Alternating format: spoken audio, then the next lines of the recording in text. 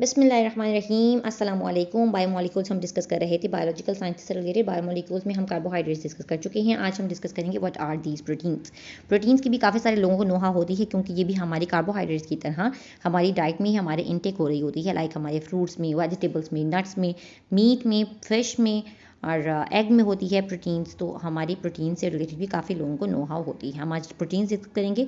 Basically proteins क्या है, हमारे जितने भी सेल हैं इनर बॉडी में, हमारे जो सेल्स हैं उनका एक स्ट्रक्चरल एलिमेंट हो जाता है, क्योंकि ये एक फंक्शनल सपोर्ट प्रोवाइड करता है उसको, सेल्स को। ठीक है, ये किस तरह बनता है, उसकी स्ट्रक्चरल कंपोजिशन क्या जाती है, ये हमारे एमिनो एसिड से बनता है। एमिनो एसिड जो हमारे हैं 20 टोटल एमिनो एसिड्स हैं, जो कि 3-3 के पेयर्स में 3-3 के पेयर बनते हैं, और हमारे पास एक प्रोटीन स्पेसिफिक बनती है। इसी तरह अगर इसका सीक्वेंस में कोई एक भी एमिनो एसिड चेंज हो जाता है तो हमारी प्रोटीन का टोटली स्ट्रक्चर और फंक्शन डिफरेंट हो जाता है। ठीक है, एमिनो एसिड्स के जो हमारे टोटल 20 एमिनो एसिड्स हैं वो सारे अपनी स्पेसिफिक सीक्वेंस में जुड़ते हैं, फिर हमारे पास एक स्पेसिफिक प्रोटीन बनती है। ऐसे नहीं कि ये एक ही सीक्वेंस है और इसी तरह एमिनो एसिड्स जुड़ेंगे तो हमारे पास यही वाली प्रोटीन बनेगी।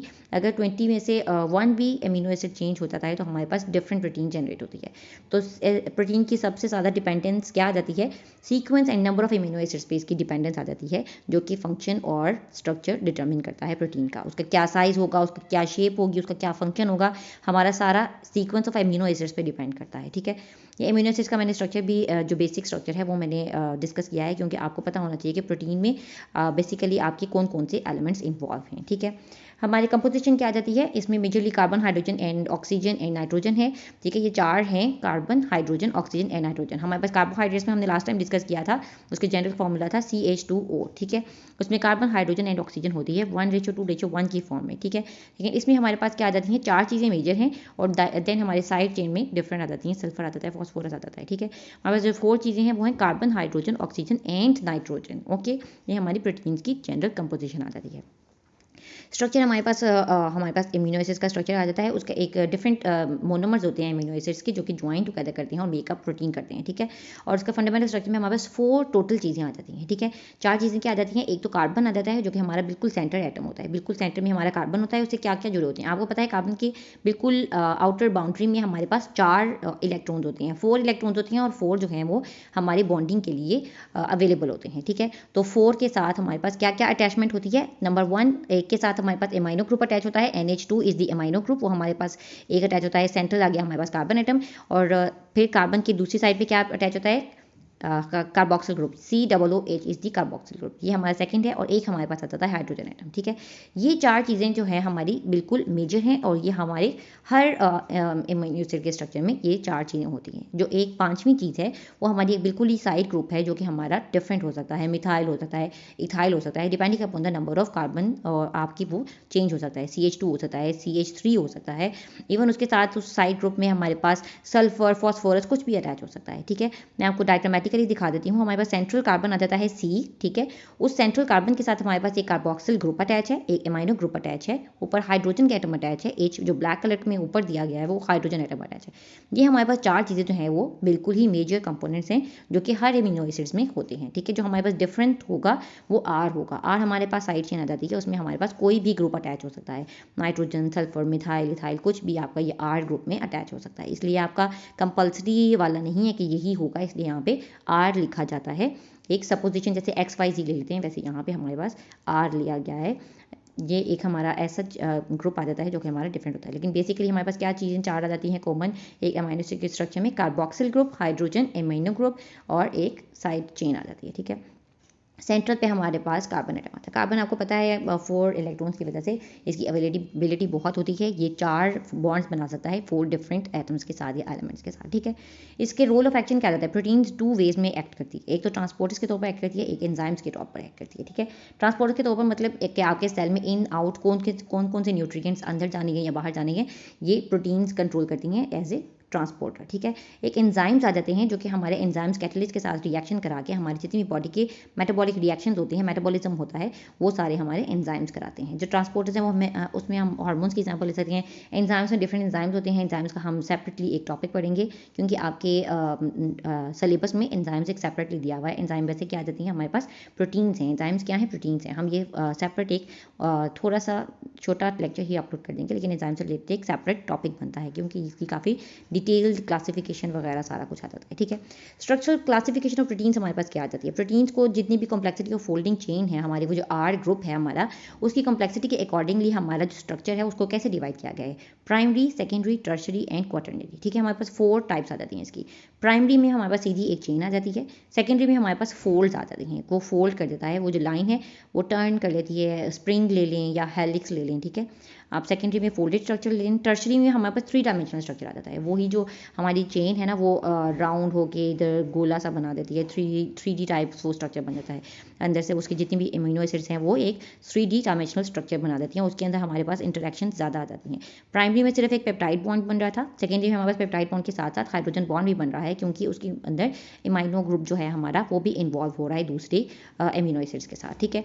टर्शरी में हमारे पास सिर्फ एक हाइड्रोजन बॉन्ड नहीं होता और पेप्टाइड बॉन्ड नहीं होता, पेप्टाइड, हाइड्रोजन बॉन्ड, उनके अलावा और भी ज़्यादा इंटरेक्शंस होती हैं, क्योंकि हमारा जो साइड ग्रुप है आर वो भी हमारा इन्वॉल्वमेंट दे रहा है अगले नेक्स्ट एमिनो एसिड्स के साथ बॉन्डिंग कराने में। हमारे पास डिफरेंट फोर्सेज आ जाती हैं, hydrogen bonding, hydrophobic interactions, van der forces जितनी भी आ जाती हैं, ठीक है, वो टर्शरी में आ जाती हैं। क्वाटरनरी जो है वो हमारे पास डिफरेंट टर्शरी जितनी भी चेन्स होती हैं वो सारी जो डिफरेंट ज्वाइन टुगेदर करती हैं तो एक बड़ा सा मॉलिक्यूल जो बनाती हैं, वो हमारे पास क्वाटरनरी स्ट्रक्चर आ जाता है। उसमें हमारे पास 2 या 2 से ज़्यादा पॉलीपेप्टाइड चेन्स मिलती हैं, ठीक है। आप फॉर एग्जांपल हीमोग्लोबिन का स्ट्रक्चर निकाल के देख लें तो हीमोग्लोबिन के भी स्ट्रक्चर में हमारे पास क्वाटरनरी स्ट्रक्चर आ जाता है, ठीक है। आपको इजीली डायग्रामेटिकली आपको मैं बता देती हूँ। प्राइमरी स्ट्रक्चर में हमारे पास अमीनो एसिड सीधी एक चेन फॉर्म में होता है, सेकेंडरी स्ट्रक्चर में हमारे पास वो चेन जो है वो राउंड हो जाती है, स्पाइरल फॉर्म में हो जाती है, बीटा प्लीटेड शीट या अल्फा हेलिक्स उसके एग्जांपल में आप लिख सकते हैं, ठीक है।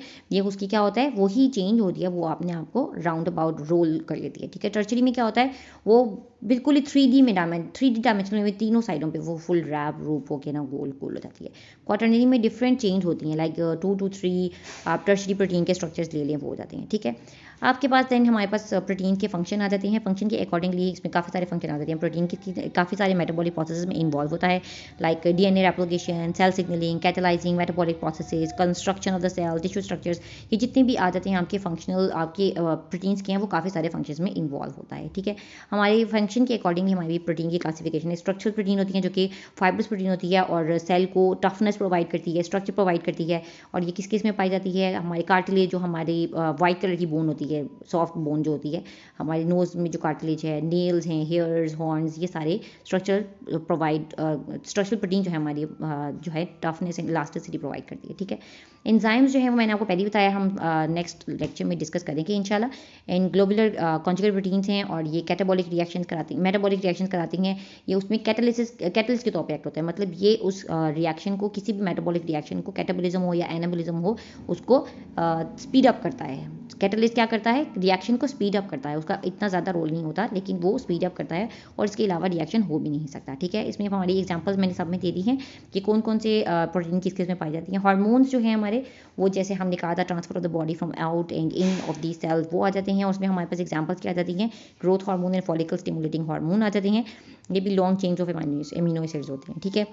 रेस्पिरेटरी पिगमेंट्स आ जाते हैं, ये भी हमारे जो हैं वो सॉल्युबल इन वाटर होते हैं। और जो मायोग्लोबिन, हीमोग्लोबिन आ जाती है, हीमोग्लोबिन भी एक एग्जांपल है प्रोटीन की जो कि हमारे क्वाटरनरी स्ट्रक्चर में होती है। और आप अगर इसका स्ट्रक्चर डायग्रामेटिकली देख लें नेट से तो आपको बहुत ईजिली क्वाटरनरी स्ट्रक्चर की भी समझ आती है कि उसमें 2 अल्फा एंड 2 बीटा चेन्स जो हैं कंबाइन टुगेदर करती हैं और एक क्वाटरनरी स्ट्रक्चर बनाती हैं, ठीक है। और जो चेन्स हैं वो हमारी क्या आ जाती हैं, अल्फा चेन, बीटा चेन जो हमने वहाँ पर पढ़ी थी सेकेंडरी एंड टर्शरी वगैरह में आ जाती है, ठीक है।